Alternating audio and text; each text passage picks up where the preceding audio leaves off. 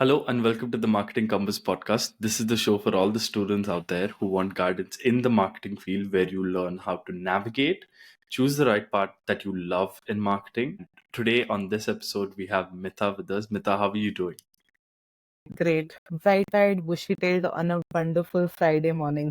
So excited to Amazing, be doing this. amazing. Mita, if you could give us an introduction about yourself, that would be really great. So I'm Mita Mandawker, and I have been a marketer for the past 10 years. Very coincidentally, when we last connected, it was like a 10-year anniversary of my, being in this field. I started my journey precisely on like 19th of May 2014. It's been a very reflective month all around, I would say. But I started my career as an analyst with one of our big tech companies, and I have moved a lot over my past 10 years. I've worked in different setups. I've worked in MNCs, I've worked at agencies, I've worked at startups.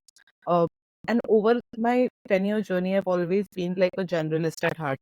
Like I've always done multiple things. I've never really focused on one field or one function of marketing alone. And it took a while for me to get to the setup that I really found to be my jam, which was startups. And we will get more into that later. But over the past 10 years, it's been wonderful working and just experiencing different how marketing looks like in different setups.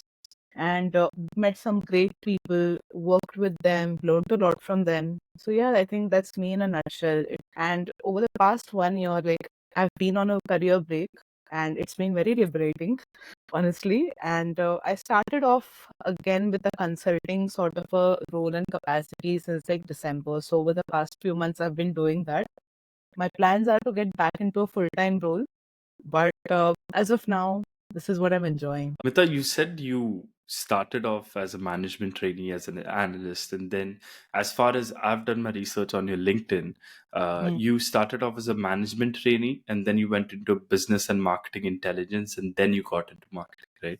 So, can you tell us why did you choose to get into management training? Like, of course, you graduated and then you got into that, right? So, if you can Mhm. explain that, that would be great. I'm going to go back slightly, like maybe somewhere around 2009 types. Okay, so this was the time when I was doing my undergrad. Okay, it starts like a little in the past, so to speak. So 2009 types, I was doing my undergrad in life sciences. So I have a background in pure sciences. I'm not an techie. I'm not someone who comes from an engineering background. And I loved studying pure sciences. It was fun. And at that point of time, I had like two career paths laid out in front of me. So one was to pursue a career in research. And I tried to explore that in a slightly different, accelerated fashion. So, over my second year summer vacation, I enrolled a molecular biology course at my college. I, I can see the wheels turning. Uh, but I went in for that. It was a 3-month course, so I basically spent that summer vacation in lab, just going ahead doing experiments. And there were like a whole bunch of us. I think we were 20, 25 people. And one thing I realized out of that entire experience was I can't see myself doing this. I enjoy studying biology.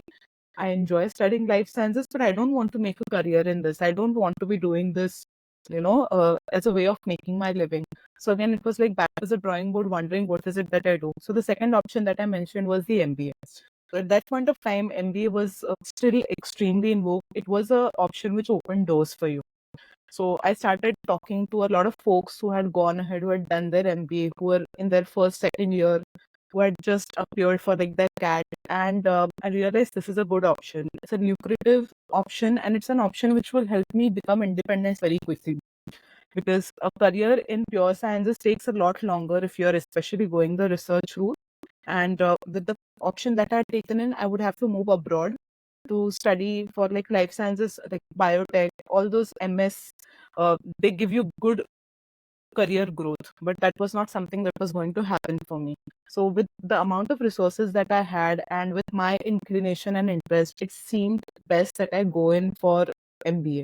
And that's how I got into my MBA. I gave my entrance exams twice. I gave the first one in my TY, got a decent score, And like a little thing about me, I'm not that I'm not a topper. I've never been a topper, but I've been the decent student. So I knew that I would get into like a decent tier B college, but I was pretty sure that getting into like a IIM and all was probably not going to happen for me. So I ended up selecting like a bunch of 3, 4 like good tier B colleges in Mumbai, and my option and my this was I want to get into these colleges. And the first year that I appeared for the exam, I got into like one of those colleges, but then I was like, I can do better if I give this another shot. So I did that. I took like a year of break. I did not do anything at that point of time. I used to help out my parents. I used to like go study. I was in time at that point of time. Anyone who's given like their MBA exams then knows time. And I got into like an MBA college. Now the option over there was it was a full-time 2-year course, and I figured out like right off the bat that finance was something which was not going to work for me. One, I sucked big time, and two, it was something I did not find interesting at all. I did not enjoy studying the finance side of things. So it's important, but I did not enjoy it. So it was either going to be marketing or HR. And for me to get through to the point wherein okay, it's going to be marketing alone, I ended up going in for a lot of competitions. So when you were in B school, other B schools are, holding competitions. A lot of events are happening. So I ended up pretty much enrolling myself along with my friends for a lot of those events. And we used to go, we have won like a couple of competitions, and it was so much fun. And that whole process, I think one of the very interesting events that I remembered was with IMA, and the event was around brand rejuvenation. And we went through to the final stage. We were one of the finalists. We did not win, but it was a great experience, and I enjoyed that experience of just working on the marketing strategy of things, just figuring out what is it that we can do which can bring this brand back from dead. Just working on like figuring out which channels will we use, what kind of budgets will we use. It was so much fun. And HR was great. I enjoyed reading about it. I enjoyed doing those exercises and everything. But marketing is where my heart lay. So at that point of time, I was like, okay, by the end of first year, I knew what is it that I was going to specialize in. It was going to be marketing. And first year of MBA was tough. It is tough for everyone. But in second year, the things became really fun because I was studying marketing. I was doing internships, and I knew that okay, this is what I want to do. Now, as for the part wherein how I got into like the management trainee side of things, so it was a campus placement, to be honest. So we had CMC, which used to be the subsidiary of TCS. It used to come to our college and pick up folks through campus placement every year because we had seniors there and they were working in like MD and CEO's office. So they used to come down every year, pick up a couple of folks. And it was a bad year for placements. I feel like most of the years are bad for placement sometimes, but it was a bad year for placement. And I was going in through a lot of interviews, and I was already at that point of time interning at another place. I was doing my winter internship too. And I went in through the whole process, liked it. And the role that was being offered to me was I was going to be an executive with two teams. These were two teams affiliated with MD and CEO's office. So my boss was actually the EA to the MD and CEO of the erstwhile company. And so one was like very proper analyst sort of a role, which was business and market intelligence. And the second one was corporate communication. And I was like, okay, let's give this a shot. It's going to be a very stable job. And at that point of time, things were also very different with my family. There were like responsibilities that I had. So it figured that I go in for an option which is going to help me bring that stability in my life. So I went through the whole process. I got selected along with one another classmate of mine. Our roles were very different, but we ended up joining the company. So when I actually joined in, I was part of two teams doing diametrically opposite things. And I enjoyed the corporate communication side of things a lot more. So my brief then was actually to get social media kickstarted for CMC. So TCS, the parent company, it has one of the most prolific social media presences. They still do to this day. They really and they used to push the envelope a lot more. They were like very good at that. And the MD and CEO wanted to be a little more like the parent company. Let's try and build a social media presence for ourselves, and that's what I was working on. So, which is how, to answer your question, I got into like the two very interesting side of things. But I was doing both things together. I was not doing one or the other in isolation. But that was my start, sort of, in marketing. A little begrudging, to be honest. At that point of time, I wasn't very gracious about it because as a marketing PG, I wanted to do hardcore marketing, and it did not feel like hardcore marketing. But that was the best that I could do at that point of time. And then the opportunity presented itself. Like, the company got amalgamated into TCS. It completely dissolved. It became a part of TCS, and all of us got absorbed into TCS. So at that point of time, we had the option to go ahead and give interviews into what units we wanted to, go ahead and join. So I had like option to go join product marketing of like one unit, which was called platform solutions. And another one was like the corporate communication, like the proper corporate communication team of TCS. We used to sit in that very beautiful main office where even I think the Tatas used to sit at Mumbai. So I went for an interview there. It was so much fun. But then I started thinking, what is that option which is going to give me that greater surface area? I think this is one thing that I've always thought of, and I never put it in those terms. But my idea always was what can I choose which is going to give me a good runway in my career, which is going to give me more options in my career. And of corporate communication and product marketing seemed to be that option. Like, it was very versatile. I could go ahead and work in any other place. I could go and do corporate communication even after doing product marketing, but I couldn't come back to product marketing after doing corporate communication. So, so that was the way in which I ended up, landing in a product marketing role in TCS. But yeah, I think I've gone a little extra giving you the context, but I thought it was important. Okay, first of all, I'm awestruck at this point because I did not know you were into life sciences and biology. That is a very interesting fact. First question, do you ever regret not choosing life science over MBA No, or not at all. choosing the whole business side? No, not at all. Okay. I think that's the beauty of hindsight, right? It just helps you just get down to I think, the bare bones of things. For me, it drove home the fact that I did the right thing. It was not the path for me. I would have been good at what I would have done then, but probably I wouldn't have been as happy. Okay. So so we are talking about 2020. I'm assuming 2014. 2012, 2014. So that's when you've done your MBA, right? Yeah, yeah. I finished my All right. MBA in 2014. So I joined CMC at that point of time.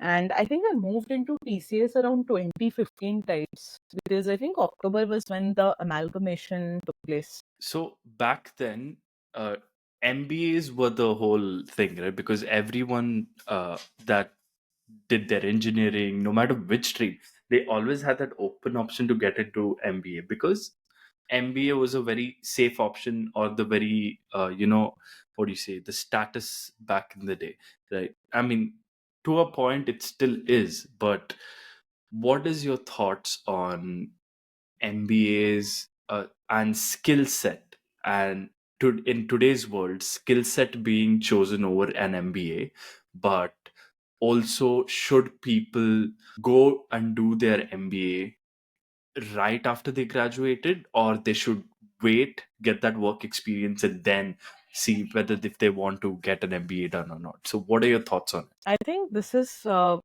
very personal opinion, but firstly, I believe that I would have benefited more if I had some work ex before I went for my MBA. That's my personal this thing, because for me it was all theory. It was not grounded in that practicality, because I never had that opportunity to go work in an office, learn what things look like there, and then applying what I was learning in classroom over there. So for me, it was all very theory. So when I got into like the into my first role, it was fun, but I think my MBA experience would have been enriched. It would have been better if I had work. And I had a few folks, like classmates, who had work at that point of time, and they agreed that, having that work really helped. So I think that's one.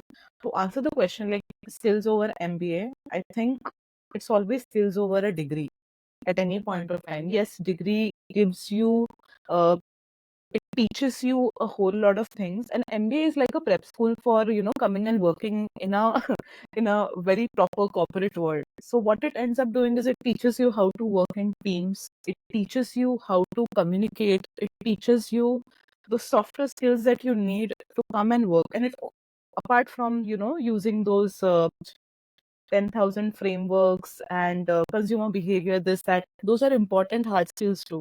But you don't always end up applying those in your day to day. I don't think I've ever used the Ansoff metrics ever in any of my roles. It's just sad because it depends what work you end up doing, whether you need those frameworks or not. And this was something which was even told to me by one of my professors at B school. And he's like, this is a prep school. You're not always going to go and use these concepts over there, but it's going to prepare you to become a better marketer or better whatever you end up doing in the professional world. So that's one. And I think this is, for me, this has been the best change from the time I started my career to now. The barrier to entering marketing, or the barrier to entering any other field for that matter, be it HR, be it finance, it was very difficult back then. Like, you needed to have certain credentials to get into that role. And I love it that the startups have leveled that playing field. Like, you don't need to have a certain degree to go work in marketing right now. And that's amazing. Like, as long as you're able to work, as long as you're able to prove your skills, why does that piece of paper make a huge difference? It does not.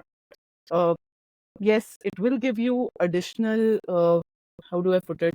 Maybe if you have done your MBA from a great institute, it's definitely going to open doors for you. That network effect, that alumni effect, it makes a huge difference in your career, because those people help you carry forward to the next stage of your life. Like, opportunities really open up. And that's one thing that I won't discount that an MBA gives you. If you have a college which has an excellent alumni base, you're going to benefit from. But I don't think it's like a given that, for you to come and work in marketing, you need MBA. No, just need to have like that right mindset. And I think we live in a beautiful time wherein so many resources are so easily available. I think when I started off, I think LinkedIn was there, but we were not as active. I think I became a lot more alive and active on LinkedIn. I used to have a profile, but I started becoming much active later. Right now, it's a given. Like, people who are doing their grad, they are there on LinkedIn, they're posting, and it's so nice. But I don't think, firstly, like MBA, yes, but if you have like work gigs before doing that, it's going to give you that beautiful, combination of applying the theory that you learned to your past experiences as well. And two, you don't necessarily need it to actually work in marketing. Know a lot of people who have not done their MBA and who have flourishing, thriving careers in marketing. It's not a it's not something set in stone. Of course, you have 10 years of work experience. Like, for me to even think about it, because I'm going to turn 23 this year, and I have at least 2 years of marketing experience, Hmm. right? And having 10 years of experience, I cannot think where I will be at, right? But it always boils down to the basics. All right. So, what is marketing to you? And if you had to explain it to a 5-year-old, what marketing is, how would that explanation be? Okay. I think firstly, Fabian, I would say I'm very excited to see the journey you guys are going to have in like the next few years, because I think it's one of the best times to be a marketer. Comes with its challenges, so with AI and everything, but I think it's going to be wonderful to see the kind of things that you're doing. At 23, I would not have thought of doing this. See, that's the thing. I think you guys are wonderfully self-aware. You guys are usually motivated and you know what you want to do. Or at least if you don't know, you're making that very concerted effort to go ahead and do that. I think I was a lot more clueless back then. So I think that's a huge advantage to have, and I'm very excited to see where your journey will take you. I'm sure they're going to be wonderful, no matter what you end up doing. I think for the part that you're talking about, what marketing is and how do I explain it to a 5-year-old? First off, I don't know if a 5-year-old is going to ask me that question, but if my niece or my nephew were to ask me this, I would say, uh, kids play with toys, right? So I think my first thing would be like, why do you want to play with that particular toy? I don't know what kids are into right now, but maybe it's Chota Bheem or whatever it is. Like, why Chota Bheem? So they would probably be like, I see that as a cartoon, I see this as this, that. And I think one thing that I would like to tell them would be the work that I do is basically telling you what Chota Bheem does, why you should like Chota Bheem, what interesting things Chota Bheem does, so that you go and you tell your mummy that, okay, I want that soft toy, or I want to buy that game of Chota Bheem or whatever it is that I like. But that's what essentially marketing is, right? You make people aware of something, you make them interested and care about it so that they end up going and buying, which ultimately benefits what I do or what my company does. Okay. And I think marketing, now I'm going to take a little step back and I'm going to explain this a little more holistically for anyone who's curious about what marketers do. Because a lot of folks think marketers, matlab social media, pe they're active. They just go, they create posts, and that's the end of it. There is a lot of, I think there is this meme, like marketers are like spies. No one really knows what they do. So it happens that way. So I think marketing, firstly, if there is, it's something which has existed since times immemorial. Earlier, when there used to be bazaars and people used to come hawk their, uh, products or hawk their things or commodities over there, and there used to be like a barter system. People would stand, they would make announcements. Yeah, this is this fruit or this is this egg which has come from this country. So many people like it. The king of this one eats it for their breakfast. The queen eats it and she's so beautiful. This, that. That's a story. That the merchant marketing that product. It's basically that. And whether we call this marketing or not, it's always existed. As long as we've had that need to sell something, marketing has always existed alongside it. Maybe we just didn't call it marketing then. So as long as humans have to sell something, marketing will exist because that's the way you tell others why should they care about that product. What will it bring to their life? What value addition it will do to their life? And just make them, care more about the stories that we can bring through that product. So yeah, I think that would be my explanation around, marketing explained to a 5-year-old or to layman. Uh, okay, the Chota Beam example is a very interesting one because I used to watch Chota Beam as well, Oh right? yeah. So it's a very customer focused answer, I would say, right? Uh, Now, of course, like back when you initially started out as marketing, not a lot of people were aware marketing is a separate function. People always associated that as sales, right? If you would tell your relatives that, oh, I got a marketing job, oh, so you're doing sales.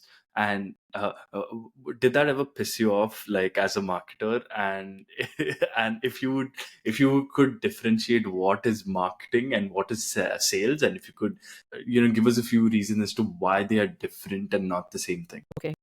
I think this reminds me of an interesting anecdote. This is from my MBA.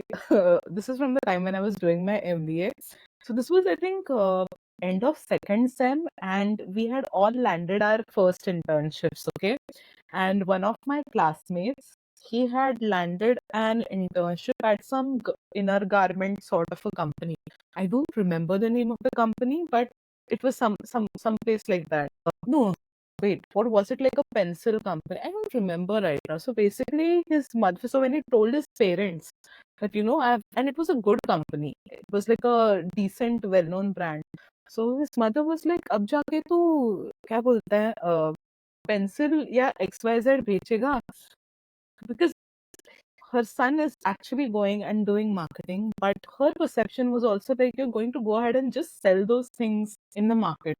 That's the perception. Like you mentioned, no, everyone has that perception, and we had like a huge laugh, like why do people think of marketing as going ahead and doing, going door to door and selling products? We don't really understand, but it's a lot more than that. I think this is a division which has come into marketing over the years. Like, this is an evolution. So if you speak with anyone who started their career way before, I think maybe around 2006, 2007 types, there was only one function then, which was sales. And sales team was also doing marketing. So it was a very holistic function, so to speak. So these people, they were responsible for making sure that they were going ahead, making those conversions, doing those calls with clients, creating content or collateral which would help them even convert. Because at that point of time, there was nothing remote, right? Every sales meeting was actually in person. Sales team had to go sit in that office, sit in front of those people, make a presentation, make a case, and then the whole cycle would take place. So the sales team was also working on that angle of things. I think the evolution started coming like maybe 6-7 years down the line. So by the time that I started my career, that marketing and sales was very bifurcated. So marketing as a role became a very supportive function. So its role was very simple: enable and provide material to sales so that they can go ahead and make that sale and bring in the money. But it became like a back end sort of a role, so to speak, especially in a B2B setup. So say, for example, if you were in marketing in, say, like a software company, you basically had to make sure that your sales team had had like a sales kit, and that sales kit would get revamped every single year. So it would have like the scripts for their calls, it would have like specs sheet, it would have like a presentation that will go to them, it would have case studies, it would have a few reading materials or brochures, so to speak. So it was all those back end kind of things. And I think at that point of time, it was also not very attribution led. So marketing would support sales, but they were not exactly always calculated in terms of like, this is the revenue that my marketing effort brought in for sales. At least when I started off, that was not happening. It was a very well-rounded function, or very communication sort of function, so to speak. Right now, we have gone one step ahead.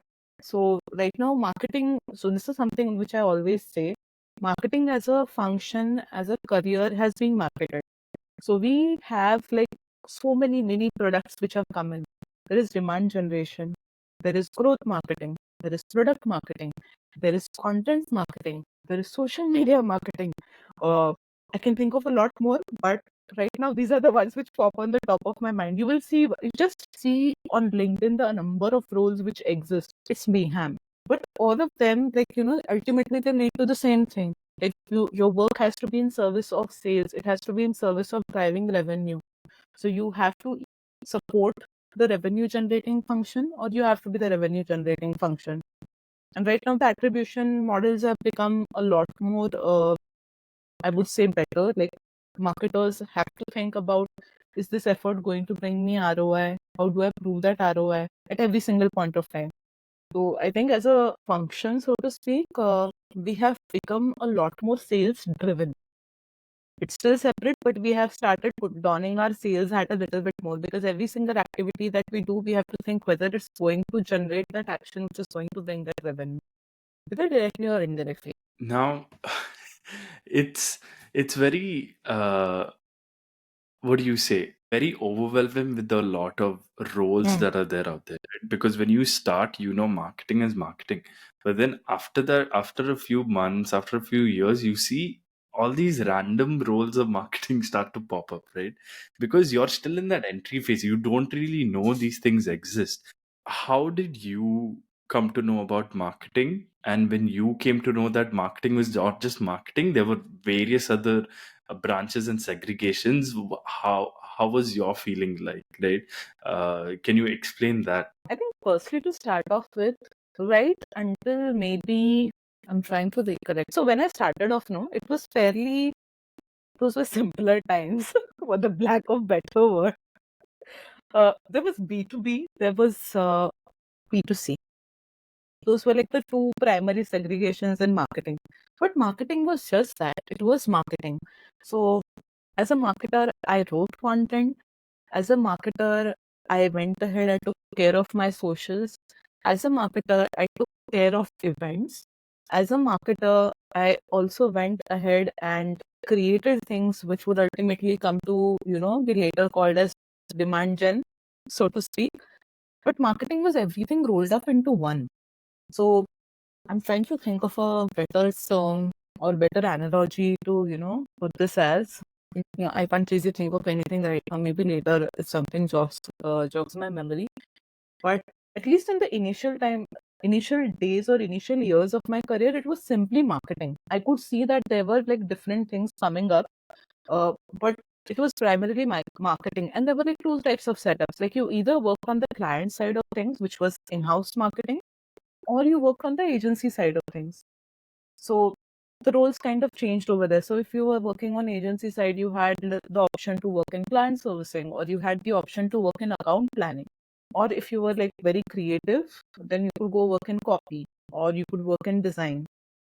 But those were it. I think I started seeing those variations, and I started seeing those more different titles around maybe after 2018 or so. Maybe 2017, 2018, or maybe I had a very myopic view. I was just seeing marketing, so maybe that was all I was seeing. But at least for me, it started coming in a lot later. And I'll tell you why it did not make a huge difference to me. Because for me, I have been doing everything from the start of my career. So it was all things rolled into one. So for me, I can go apply if right now if I want to go apply for a job in demand gen, I can go ahead and do that. If I want to apply for a role in content marketing, I can go ahead and do that because of that whole generalist kind of a thing. Because essentially everyone who started their career off at that point of time, they were generalists by the virtue of the work that we were all doing. I think all those specializations came in later, and there is nothing wrong with specialization. It's a great way to actually have that laser focus. But again, it depends on you whether you want to get specialized or whether you want to have that broad canvas to work with. For me, I've always preferred the broad canvas because it helps me just, for me as a person, I enjoy working on multiple things. Being a generalist helps me do exactly that. And it also keeps my options open. Say, for instance, I want to go work in like my next role. If I want to be in content, I can go ahead and do that. And I know that I can switch back later into like marketing, or I can switch back and do something else later. Because at least I have that base wherein I've worked on multiple things. I have like a work list to show for it, and it will help. But I think as for that confusion which exists right now, and it's huge, like I get asked this question several times, like, this is so confusing. I want to move into marketing. What do I do? I don't know where to start it. So like there's email market. Email marketers is like a different breed altogether. There is SEO. There is so much. I don't know where to start from. I think at least in the initial stages of career, it's better to go in for options which are going to give you the opportunity to try out different things. So if you're getting a role, maybe say, I think those titles right now look just like marketing or growth for that matter. You get to try out different things in that. You won't be just working on one channel, you'll be working on multiple channels. You'll get to try out emails, you'll get to try out paid, you'll get to try out social, you'll get to try out like product side of things. You'll do a bit of everything. In the initial stages of career, try to find roles which are going to give you that. Because once you have that opportunity to try out different things, experiment, you will understand what is it that you like, where your strengths lie. And from there, you can take it ahead. Like you will know that, okay, maybe for my next role, this is something which I've enjoyed working in. I'm good at it, and that's what I'm going to do next. But at least in the very early stages of career, I always advise it's better not to, pigeonhole yourself into like one particular box, because you want to go ahead and see what's out there in the world. What are the things that you can do? Early stages of a career should always be spent in a little exploration so that you can pick things up and you can really accelerate, gain momentum when you start off, like when you get that middle stage of your career, you know exactly what you're doing. So yeah, I think if anyone is wanting to get into marketing, just try to find options where you get to get your hands dirty on multiple things. Best way to learn, best way to find yourself, and also best way to figure out where you want to head next. I feel like so back when you started off in marketing, right? It was more of a generalist to a Mm. specialist role, and now it's more of a specialist to generalist role. right? That's how it is for my generation, at least, right? So we start off doing something very specific, and then we tend to go into a lot of the other functions and try to learn everything and try to be aware about it, at least, right? Now, do you think it is essential to know every single thing and be a T-shaped marketer, or pick test out and pick a specific area in marketing and just keep on specializing in that? For me, I would say it depends on you. It depends on the person themselves. What is it that they want in their life and in their career? So, for instance, like just from my personal example, for me, it was always about I spent a lot of my career in experimentation. And for me, I wanted the kind of person that I am. I like working on different channels. I like working on different things. It keeps me sharp. It keeps me interested. It keeps me motivated. So, which is why going down the specialist route never really was something which figured out as an option for me, because it means having a very laser focus. I like doing multiple things. And as a specialist, those options get fairly limited. And this is my take. I believe if you want to get into a marketing leadership position, and there are different ways people have gone about and done that, and it's completely their path.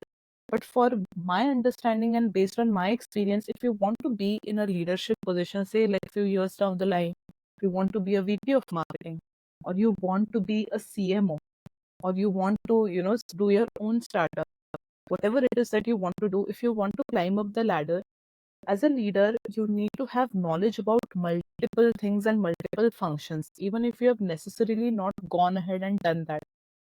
Because as a leader, you will be working on those. And for me, it made most sense that being a generalist will pave that path for me, as versus to being a specialist. And I think specialists have their own place in very different setups. Say, for example, if it's a 1,000+ employee strong company, they're going to have very specialized functions. So in marketing itself, they will have probably like an email marketing division. They will have a paid or a performance division. They will have maybe like a growth or a CRO kind of a division. So all the specialists will sit under there. So it's not as if it's not going to happen. But for me, I never saw myself sitting as, sitting over there. I would want to be that person who's looking after multiple things, because that's something that interests me. That's something that drives me. So I don't think there is a right or a wrong answer to that. It depends on the person themselves. What is it that interests them? Because it's always been my opinion that when you have like a broad canvas, or when you have like a broad set of things that you can do, yes, it means master. What is it? Jack of all trades, master of none. But leadership positions sometimes are a lot like that. You have to know a lot of things, but you're not exactly like a master of like one of those. So for me, it made sense that way. But I've seen that a lot of people are very happy in very specialist and highly specialized positions as well. And it depends on that person. Like if you're a person who has that who has that preference of really digging deep and going to the bare bones of a particular thing, you enjoy dissecting it, you enjoy like being that master of one thing. Specialization is like it's like the perfect thing for you to do, because you're going to be that one expert who knows everything. You'll be that go-to person when it comes to that XYZ thing that you specialize in. And niching down, basically specialization is niching down in your career, and there is a whole lot of riches which lie in the niches, so to speak. So I think there is no right or wrong answer. It depends on you. It depends on what you want from your career, and that way you have to choose like a path, generalization or specialization. So you said you started off, you loved the area of product marketing after your MBA, right? So can you tell me, why did you choose to focus on product marketing? And can you explain also a little bit in the more simpler terms of Hmm. what product marketing is? Okay. So product marketing, I'll have to go back to like 2015, like after CMC got integrated into TCS, and I moved into like a product marketing role there. So it was like a end-to-end talent management platform, and I was in the product marketing for that particular thing. So firstly, to answer your question, I chose product marketing because I figured at that point of time, being in product marketing is going to give me more options down the line versus having a career in corporate communication. Corporate communication careers work in a very different direction. Whereas product marketing means you're working on a lot of channels, you're working on uh, one product in itself, you're not working on company as a whole. Corporate communication, you're working on company as a whole. But with product marketing, you're focusing on one particular product. You're trying to find what audience to sell to, how to sell to them, what's the value prop you want to, showcase, what are the channels that you're going to use, etc., etc. So for me, my reason for getting into product marketing was that it would give me more options down the line. And honestly, I think having that start really helped as opposed to having a career in corporate communication. Because like right after that point of time, I moved into agency and I'd spent some time there, and I then moved back into like an in-house setup. And I've been in an in-house setup ever since. So I think that definitely helped. I don't know how possible or easy that would have been if I had chosen corporate communication. So I think that's one. Now to explain what product marketing really is. So basically a company will have n number of products. So when you're working on figuring out the product market fit, or just working on figuring out how do you best get this product to the users who will find it useful, that's basically the product marketing side of things. See, everything was earlier marketing. It's all come down to a separate pieces. So marketing mein pehle it would be like you're marketing for the company, you're marketing for your product, you're also marketing for the employees to get more talent in. Right now it's all become very different. So one has become product, one has stayed like just pure simple marketing, another one has become employer branding. So it's all become like those sub mini functions. But I think marketing overall, and this again, the definition will change company to company. A lot of companies, you'll be working on marketing, but you'll still be managing one product because they don't call it product marketing. You would still call it marketing. So the the basics of it would be if you're working on marketing strategy, uh, end-to-end execution of that strategy for a single product, you're basically in a product marketing role. That's it. So you own everything for that particular role, for that particular product. So that's basically the product marketing. If you in a and again that also gets called as marketing in some other places, but that's a discussion for another time. Every company structures their teams very differently, so it comes down to that. Now, Mita, 10 years, 10 years of marketing experience, I feel right? so You've geriatric when you come say that. I'm so sorry if you take it in a very bad way, No, right? no, no. But it's all in good light, right? It's all in Yeah, yeah. because I, as you said, right, like I see myself like 10 years down the line, maybe being a CMO of a company, maybe starting something of my own, right? But you never know. But speaking to people that have 10 years of experience and how far they've come is very interesting, right? So, how has your journey in marketing evolved since you started in marketing when you first started up and until now, and what do you think were the key lessons that you learned along the way, right? Because it's not everything is like success. There's going to be very bad days where you just Hmm. don't feel like going to work because of certain results that you're not getting, right? So what are the key lessons that you've learned along? Hmm. I think my first lesson has been just eliminating things that have not worked. Okay. So for example, I had like a fairly cushy, very nice role when I was working at TCS. Like when I left TCS, a lot of people asked me why. It's a very, you have it made. Like people don't get fired from TCS. People normally tend to work there for very long durations. There is very little worries of layoffs and all. You have a good life over there, and it's a good respectable place to work. Like why? I mean, for me, it was always about finding that setup wherein I enjoyed the work, And I also got to be more hands-on. At least in the early stages, I wanted to work in places where I would get opportunity to get my hands dirty, because that's how learning happens. I've prioritized learning a lot over that initial years of my. I would always, there is like learn or earn, that funda when you are in your. It's one of the ways in which you evaluate roles. For me, I have always picked learn. So which impacted me in some different ways, but I think the biggest lesson for me over there was just figuring out what is it that I enjoyed doing and going ahead and finding places where I could do that. So with TCS, like things were very good, and I was working with decent people, lovely team and everything. But one thing was, it was very tiered. Like you could only work on certain number of things that you were allocated. If I wanted to go work on something else, it was not going to be possible, because bigger companies, they have very structured environments. So when the opportunity presented itself for me to go and, work on the agency side of things, and that's, by the way, that was like my first preference. I had done my campus interviews even for that particular role, but I did not get through. I jumped at that chance, and I realized that not the grass is always greener on the other side. Just because you have certain perceptions about a place doesn't mean it's going to be the place that you will grow or you will thrive in. And that has been my thing. Like, sometimes we have this impression, okay, this sort of setup is something which I will love. I will, thoroughly enjoy it. I'm going to just feel like a champ over there. It's not always going to be true. You don't know until you try it out. Better try it out, eliminate it, move on. But at least you don't have regrets that way.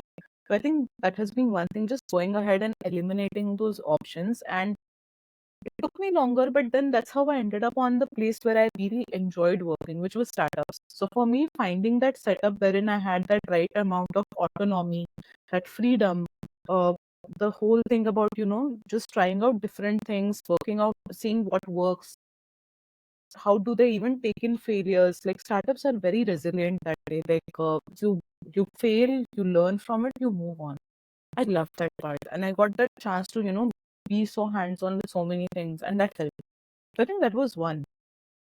So if I have to like really think back on the last 10 years, I would say that experimentation has been one phase, or that one common thread in my story, which has helped me out in a lot of ways.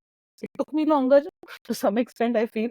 Uh, some people had it figured out way earlier, but I think everyone's journey and story is unique that way.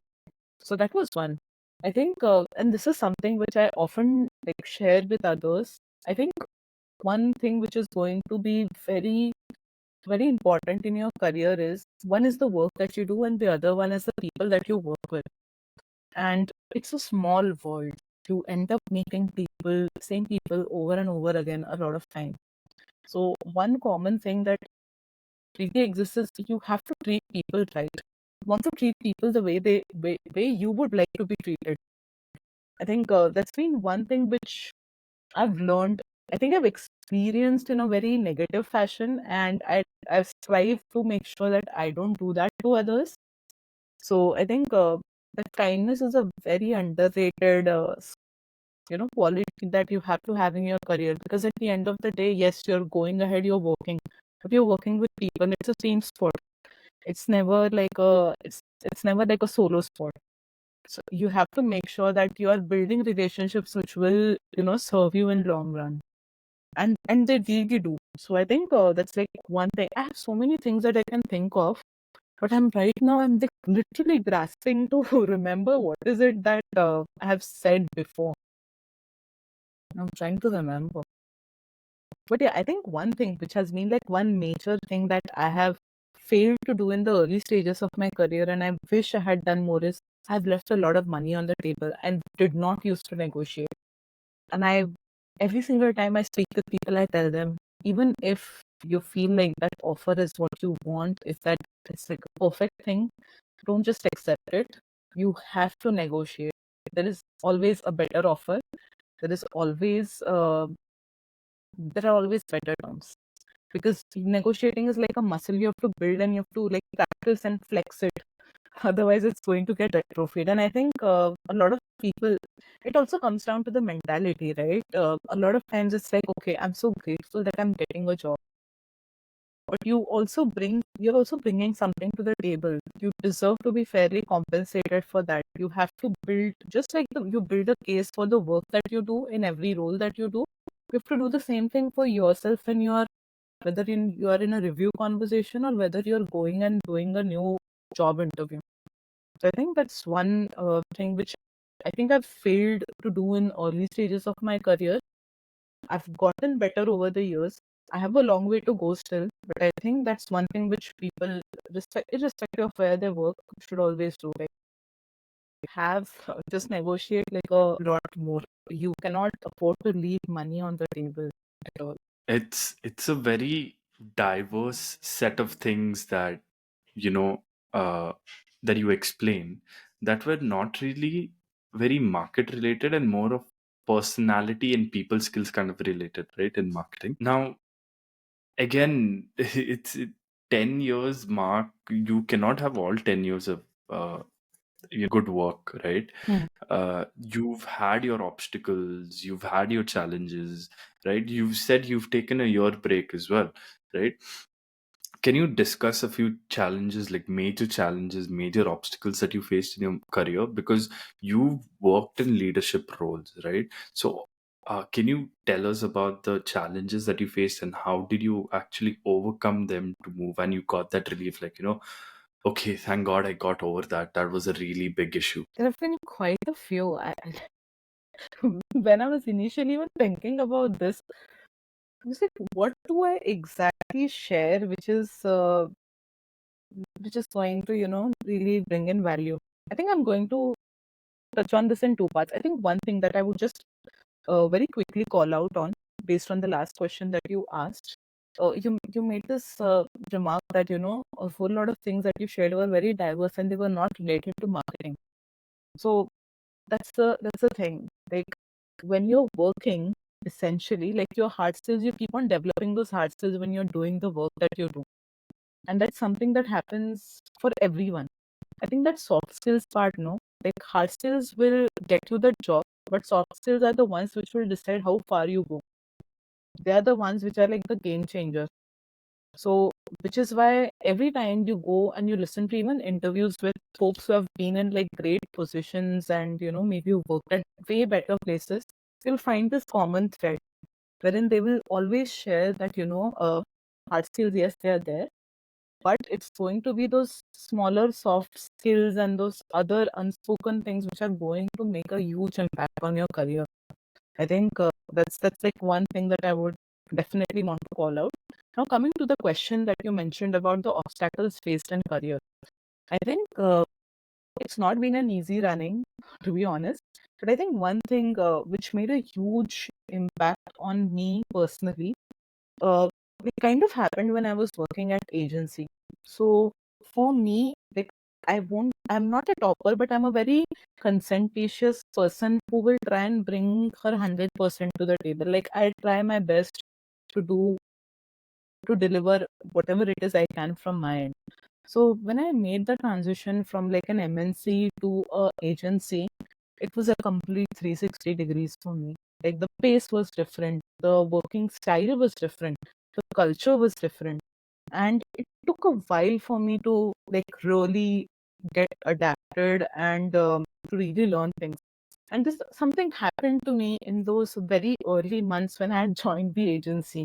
We were pushing out an ad. It was a magazine ad, and I was working on automobile brand at that point of time.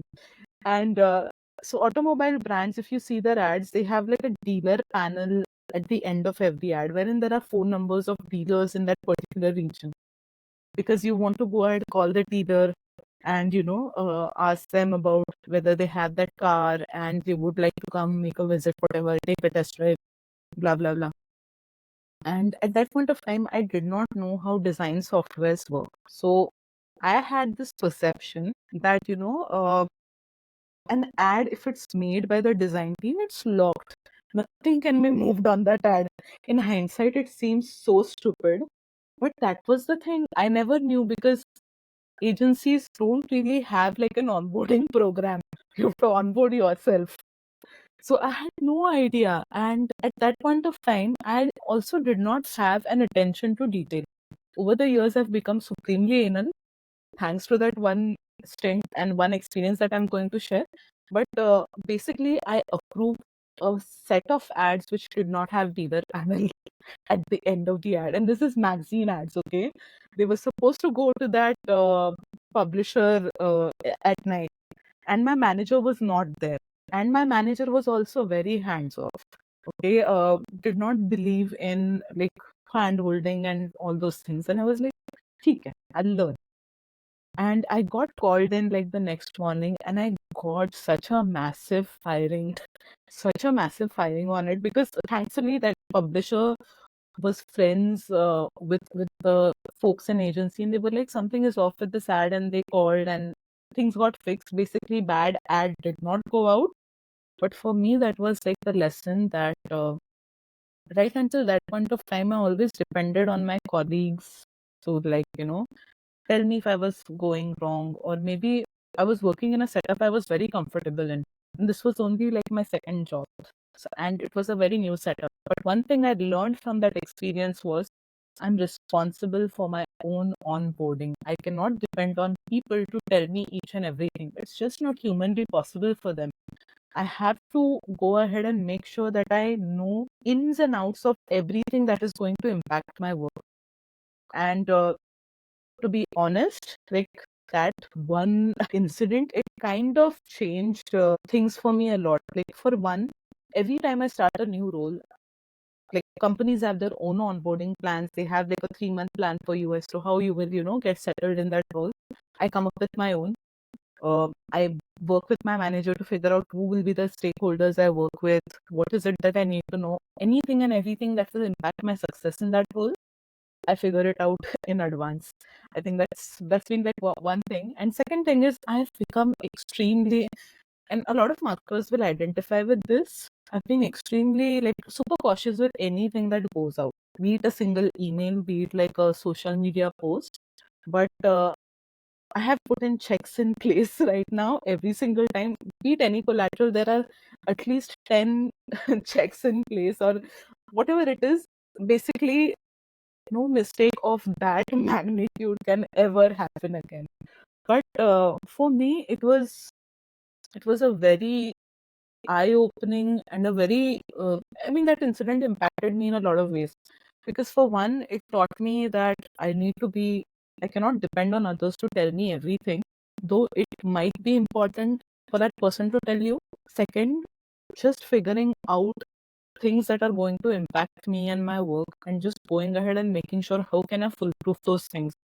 It's not always 100% possible to do that, but I'll make it as close to 100% as I possibly can.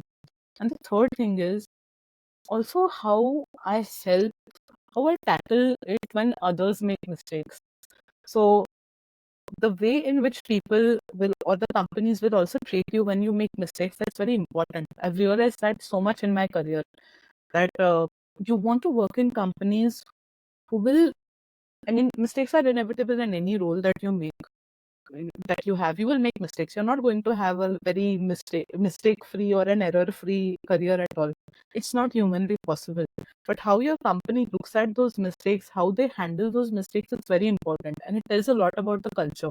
By the time, even when I had my team, I tried to have like a slightly different way of making, working out through the mistake side of things. Like, I wouldn't go ahead and scream on people. I think agencies get a lot of rap on that, and I think it's very well deserved to some extent. But yeah, I think that one thing really impacted my career a lot. Do you? I feel very evil about asking this. Do you?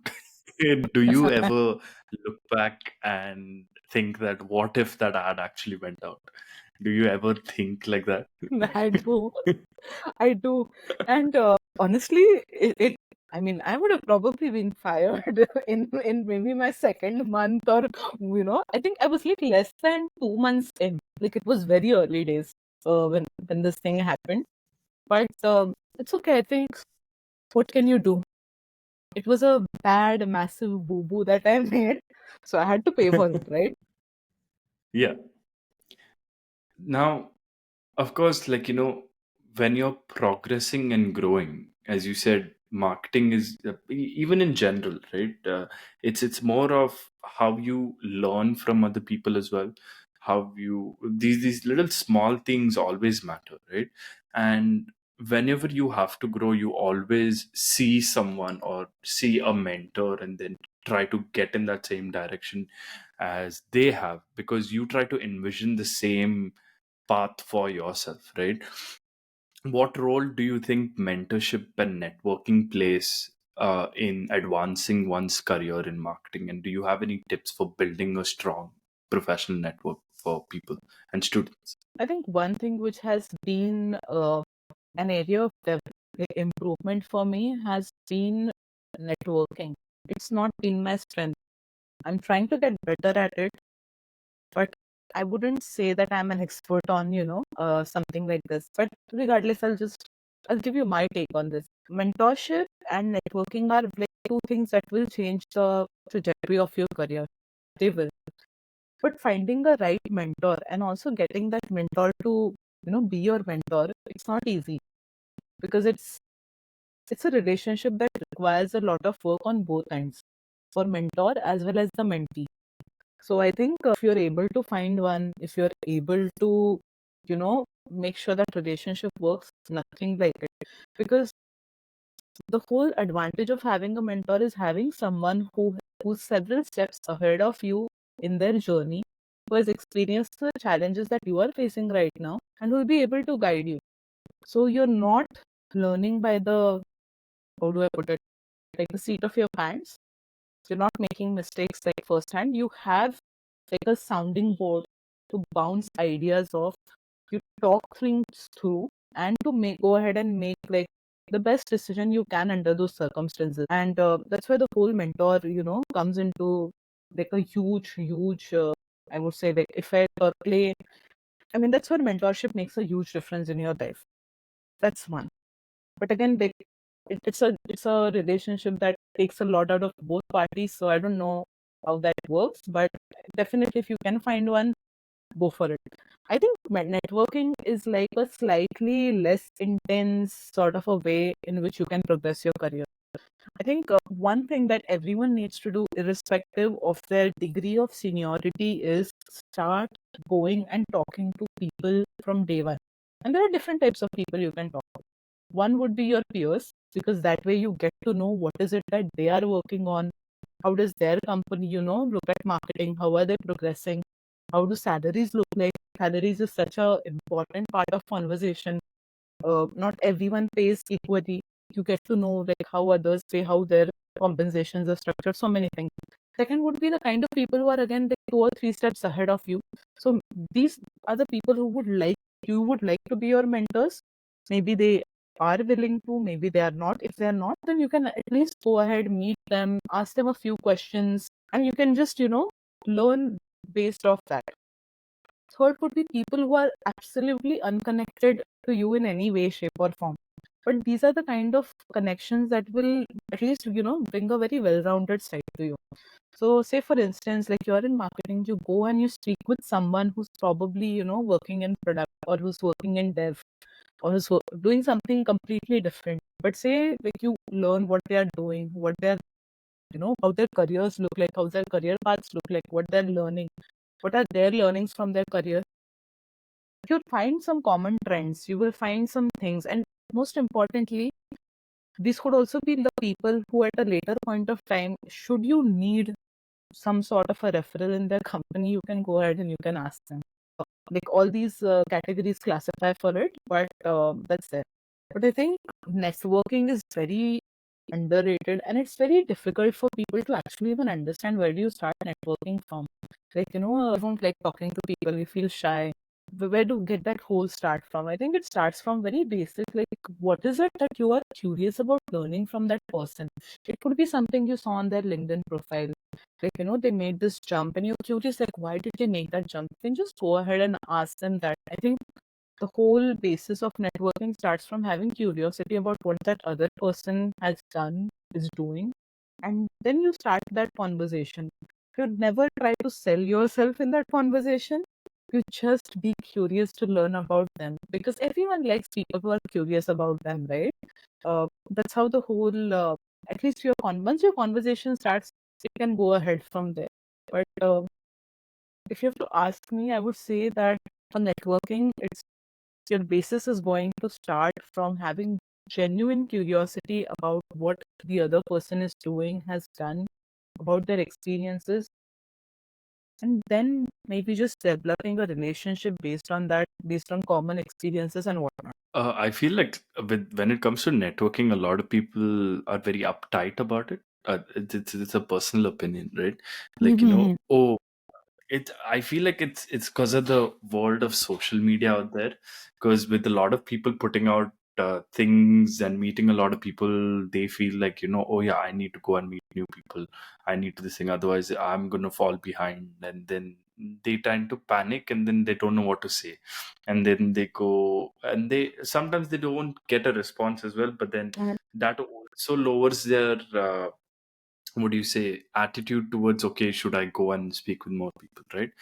But very insightful so, ideas that you've given, the statements that you've said. It's because I resonate with that as well, right? Because when it comes to mentorship also, it's a very difficult thing, because you need to give both time from a mentor's perspective and a mentee's perspective as well, right? Now, in your experience, like, what skills and qualities are essential for success in the field of marketing? I'm just going to add one point of in that networking bit of our conversation.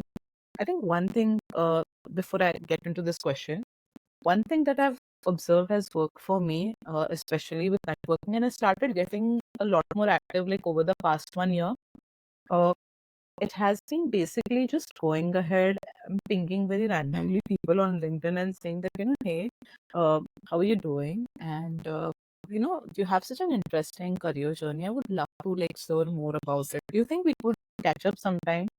And I've noticed that at least out of 10, maybe 7 or 8 people do get back. They do respond positively. And I've built some nice like relationships based out of that. I think our whole conversation also, like right now we are having, it started off based on that. By the way, I'm definitely e-meeting Sagar next week. We figured out like a timing, like, like he was also traveling and I was also unwell. So we were like, okay, let's meet. We will have to catch up.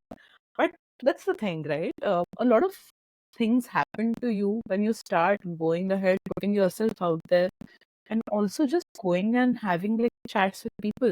So I think one thing that I have found worked for me has been just going and just pinging people and saying that, hey, I would like to, talk a little bit more. And there have been instances wherein people have responded back and said that, hey, it's not really possible for me, but maybe some other time, or maybe they've not even responded.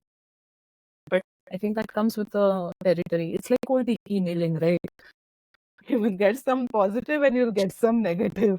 True. So you just have to like roll with it. But yeah, that was fun. uh, I'm so sorry. Context on people wondering who Sagar is. Sagar is the person that I met during COVID, that I am good friends with, and because of him, I came to know about Mita, because I've never came across Mita ever before, even with random pages on. I've never come. He is the one that told me about Mita, and that's when I just went and just texted her, and I had a lovely conversation, and now we are here recording this podcast as well. Yeah, So carry shout out to Sagar. on. Okay. Okay. Coming back to the latest question that you asked, which was around, I think, skills in marketing. Yes. Okay. I think I've written a little bit around this on LinkedIn as well. And anytime even I get asked these questions, I think there are like two sides to it. If you're like a beginner, there are some foundational skills that you need, which will at least, help you get started in like a role or an internship, so to speak. It starts with like 3 to 4 things. One is like one channel that is like ever present in anything and every sort of setup that you do. That is email. Just understanding the basics of how email as a channel works and just getting comfortable with it. And that looks like, just understanding maybe how a MailChimp works, how do you set up an email, what are open rates, what are click rates, then how do you what are like subject lines that you should, good practices for that, all those things. Like basically just understanding if you have to get started in email marketing, what are the skills that you need. And I think be it B2B, B2C, D2C, email is a channel which everyone uses and it's a very high ROI channel. So I think that's like one foundational channel everyone should at least, have those basics clear on. I think the second one would be just understanding some basic numbers. Marketing as a field has become very attribution driven, and for the right reasons. Like over the years, with tightening budgets and with extremely high targets, it's important that we are able to show the impact of the work that we do, how the efforts that we are putting in are bringing in the money, the leads, whatever it is. So it's very important. So every single time anyone is working on any sort of marketing campaign, there is data that is coming in. You have to understand that data. You have to decode what that data is telling you, because you can go ahead and tell your leadership that. And also because it will help you make better decisions for your future marketing campaigns. So I think comfort around data and numbers, and it doesn't have to be very high fun though. It basically needs, you need to have like basic understanding of numbers and you need to feel comfortable with them. I think that's second one. I think the third one I would say is like having very basic writing and editing skills. If you are fortunate enough to work in a setup that has its own content team and all, you're set. It's not going to be a problem at all. But a lot of us are solo marketers too. We are putting on a lot of hats. We are working on a lot of things, and you can't always run to your content team to, hey, I want like a copy for a Google ad that I'm putting out. Can you help me out? You need to have some amount of skills yourself as well to when it comes to writing. Like how do you write hooks? How is this right copy going to convert? Is it conveying value proposition in the right fashion? So I think these are very non-negotiable and foundational skills you need for any sort of a marketing role while stepping in. I think that's like the first thing that I would say, and this is the hard skills side of things. And I think one thing that I missed out was just even having like very basic design skills. Again, you don't have to go and work on like Adobe Premiere Pro, or you don't have to work on Photoshop or anything, but just having those basic Canva skills. If you work in a startup kind of an environment, chances are you are going to cross paths and you'll have to work on Canva in some capacity or the other. And you don't want to go ahead and tell your manager, I don't know how to do this, or I'm having difficulty doing this. It's better that you just figure it out. And right now, the best thing is it's so easy to get all the things that I just mentioned. It's very easy to learn these things, even if you are just a college graduate or you are in your first year, second year, you can still learn these things. A lot of these things are very easily available right now. So I think these are like the foundational skills of marketing that you need in any job. Like those other things that will come in, like research and how do you make presentations and how do you communicate, all those things are like a secondary side. But basically you start off with this, you'll be able to build off. I think the next part, which would be, I would say, and I think this is a very important part, is going to be like the soft skills side of things. I think one of the most important things which is going to be a part of your life as a marketer is you'll have to be very adaptable. Marketing evolves a lot. Right now, even based on your conversations, you would have realized there has been so much evolution. Sales, sales and marketing. Marketing. Right now, it's like n number of sub functions which essentially seem to do the same thing. It might be called something else, but there is a lot of evolution that is happening. AI has come in. A lot of work is also being, done through AI. There might be new tools which might come in, but basically change is part of your life. So you have to be adaptable. Like just because you learn something now doesn't mean it's going to stay true few years from now. It's probably, you'll probably have to, do like a 360 and you'll have to relearn things. So I think that's one. The second thing is, and this is very important in your early stages of career, and be it any career, not just marketing, just being very coachable. Like if you are in a role and you're getting feedback, do not take it very personally, take it as a means of learning and just assimilate it, accept it, integrate it, and then just grow from there. I think just looking at feedback as a way of, it's a means for your growth, and it's not something you have to take very personally. I think that's the second one. And I think just one thing which is very true for all marketing careers is it's a team sport. As a marketer, you will work with so many people. You'll work with design, you'll work with sales. And if you're managing more than one region, you will have like multiple teams and stakeholders to deal with. So it's very important that you figure out how do you work with people. And this is something which you can do even if you are like in your first or second year of your, college. Go be part of teams. I mean, I think a lot of colleges have those fests and all, right? And they have like various teams doing different things. Just start figuring out ways in which you can work with people and you can work with people well. It's very important to have that. I think one thing which I have realized, which is so important over the years, has been people talk. And I think uh, if you're working in the same industry, it's all the more easy for people to know each other and to have like a reputation, to develop like a reputation. People talk, people know about you. So please have that reputation of being that person who's very easy to work with as well. No one likes working with assholes. No one does. And it's honestly, it can, like, no matter how talented you are, it's one thing that can also break your career because, I mean, in a place wherein it's such a collaborative role, if you're not someone who can work well with people, it's going to cause a lot of problems. So yeah, I think Yeah. off the top of my mind, I can think of these. I'm sure there are more. I can think of more, but for the sake of this conversation, I think these are like the few to start off with.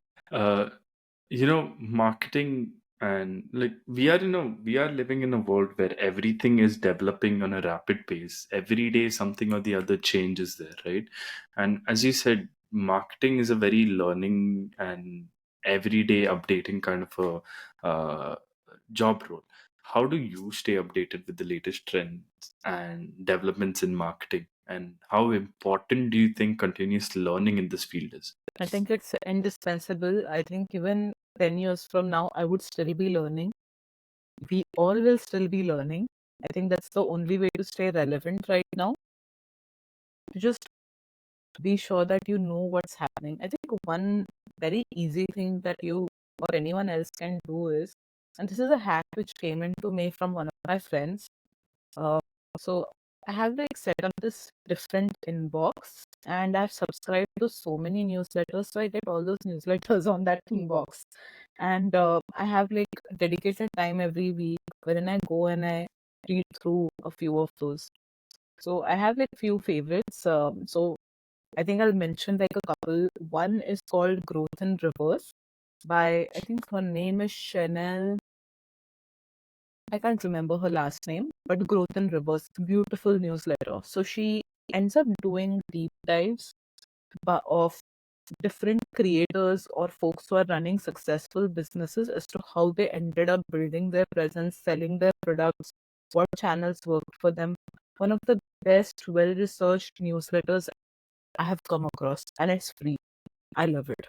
So I think that's been one. Then I think I read the Marketing Millennials.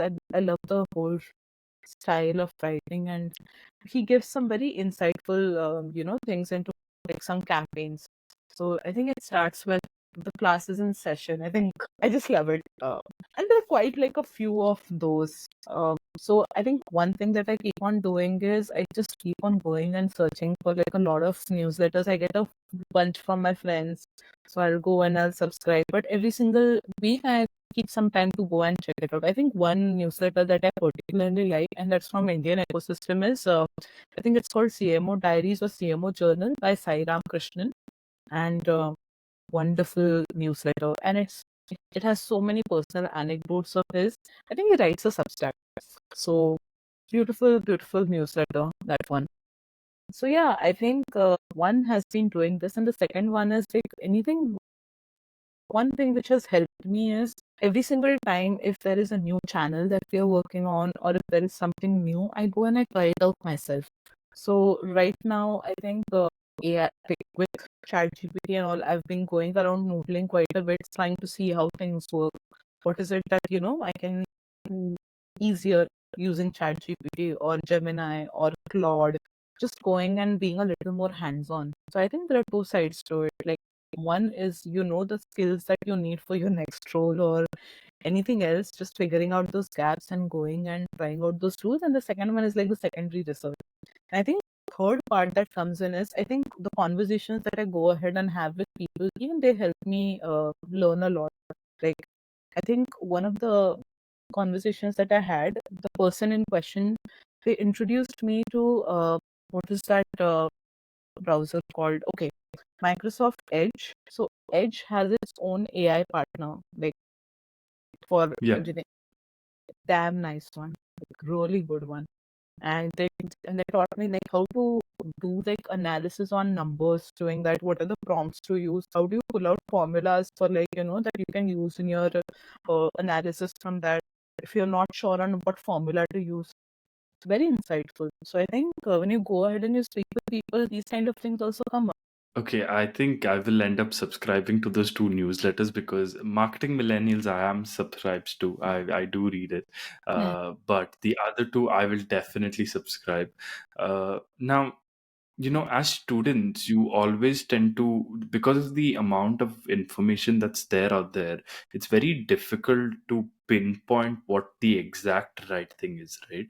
So what advice would you give to students who are considering a career in marketing but are not sure where to start? Hmm. Okay, I think I'm going to fall back on a couple of points that I mentioned earlier in our conversation. I think one would be just selecting or going for options that are going to give you an opportunity to get your hands dirty on multiple things. But I think that's a part that comes in a little later. I think you're asking even about the part as to how do they go out, figure out the first step itself, right? Yes. I think one thing which I would mention right now is, say if you're a college student who's in their TY, SY, I think best opportunity for you to just check out and engage with multiple setups is go in for internships. I think that's like a massive advantage that you can, take based on that limited time that you have. And when you go in for internships, like don't go and apply for like very big companies. They're not going to, give you internships because firstly, they have like a whole set of rules and regulations in place about, they will only do their intern programs in certain months. And they will probably, if it's a bigger company, they typically tend to take probably like the postgraduates. So someone with an MBA who's doing their MBA, who's probably doing the summer or winter internship. But I think good place to start would be checking out startups, especially very early stage startups who have probably less than 50 people. So startups know at any point of time they're looking for people who will come work with them short term, like who will do 2 or 3 month projects with them, interns. They will pay, and they will also pay okay, but you will get to you'll get exposure to so many things. Say for instance, you end up interning with the product team.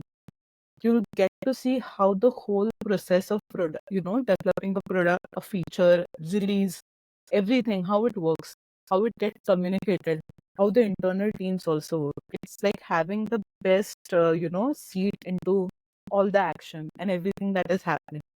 So I think one good way to start would be just checking out what sort of, opportunities you can get working with startups. And you cannot probably, I think there are platforms which offer internships and everything. But one very good way to go about is just figure out what are the type of companies maybe you find interested in. And I understand that at that stage of time, there is not a lot of clarity. But say, for instance, you feel interested about maybe working in a beauty sort of a setup. Maybe you're watching Shark Tank and all those brands look so cool, so interesting. Maybe just write to them or some adjacent brands like competitor brands. Just ask them that hey, you would be interested in doing internship. Like, do they have any opportunities? And these are the things that I can do. Most of the times you'll probably not hear back, but you will at least meet some bunch of people who will respond back, who will even, give you in, like, give you a call, you will get an interview, and you never know. Things will work out from there. But I think you'll have to take like a more proactive approach to it. So I think that's the first thing. Just going ahead, getting that real world experience doing internships.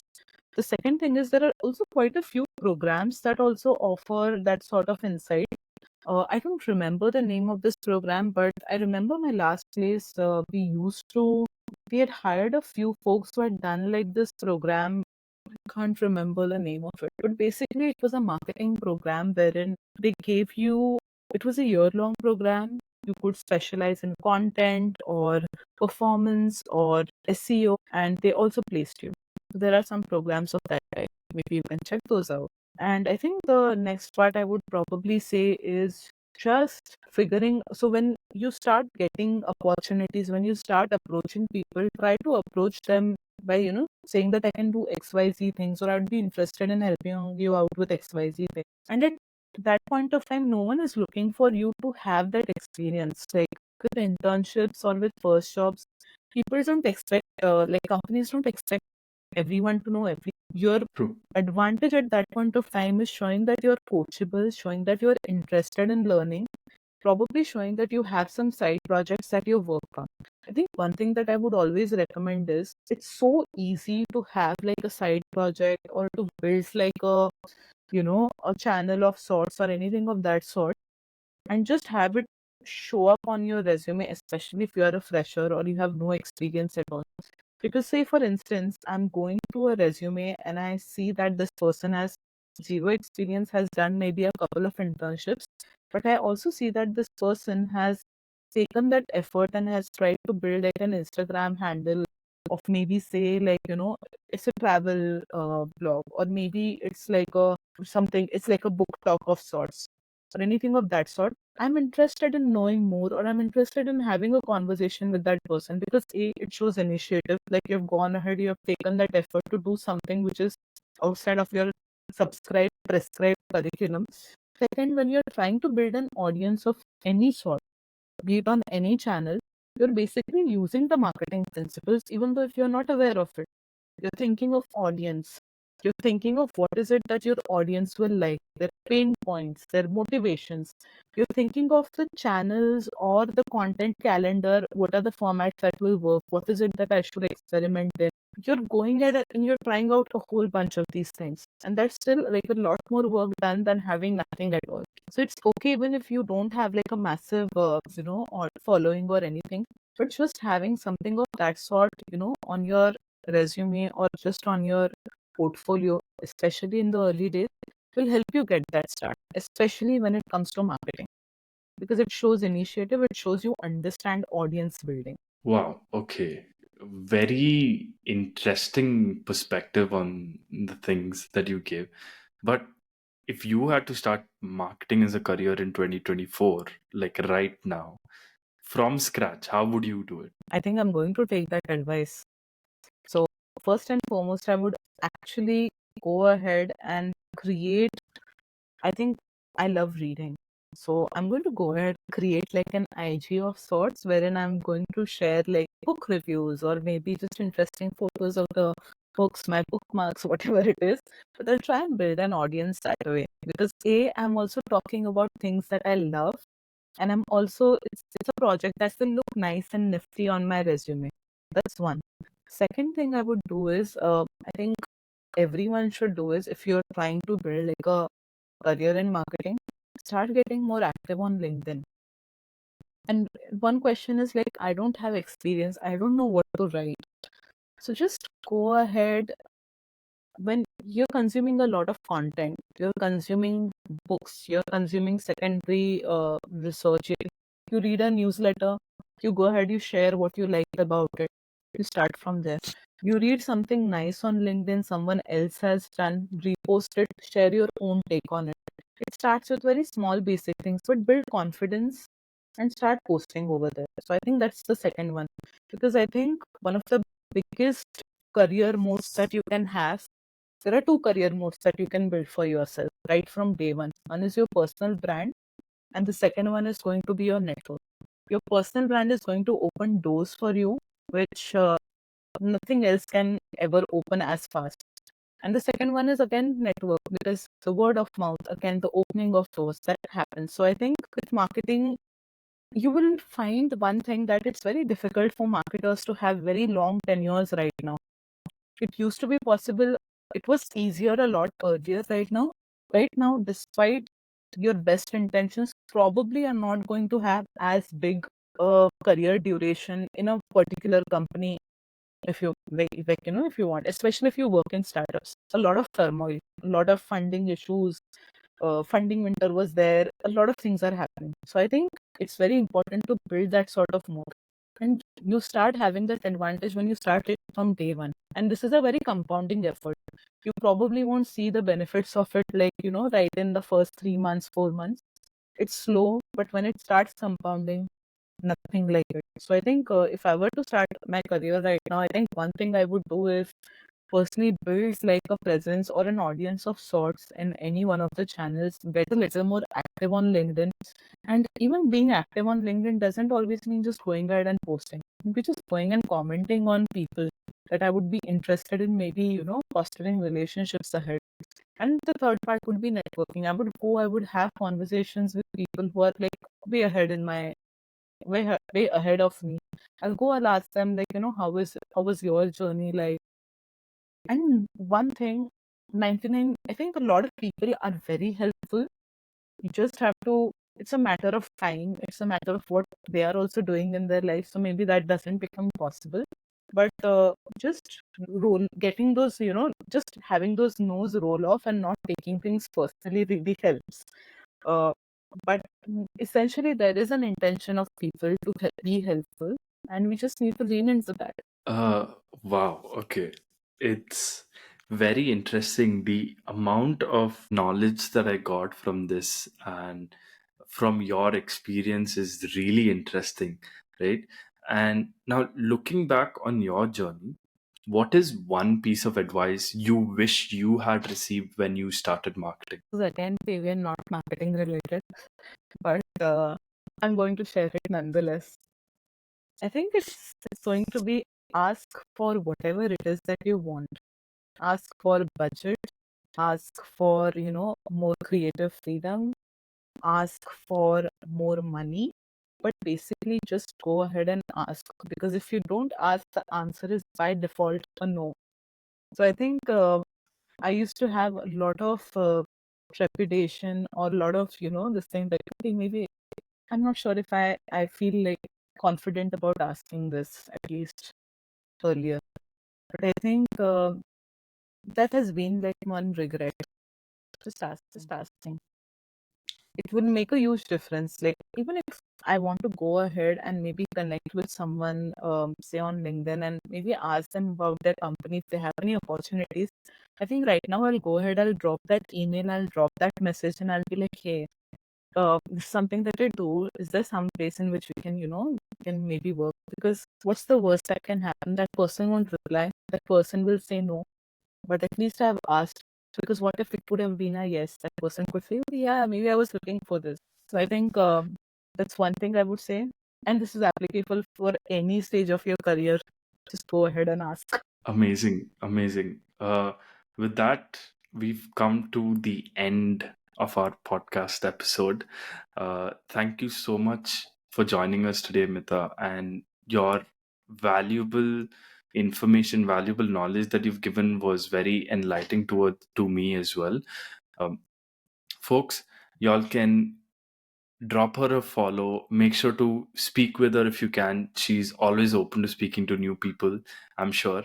And I will Right. drop her LinkedIn down on the description as well. Yeah.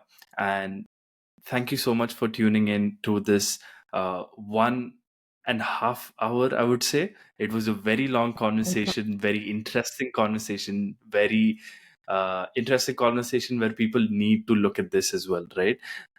So that's me, Fabian, and this is Mita signing off. Thank you so much. Have a good day. Bye bye.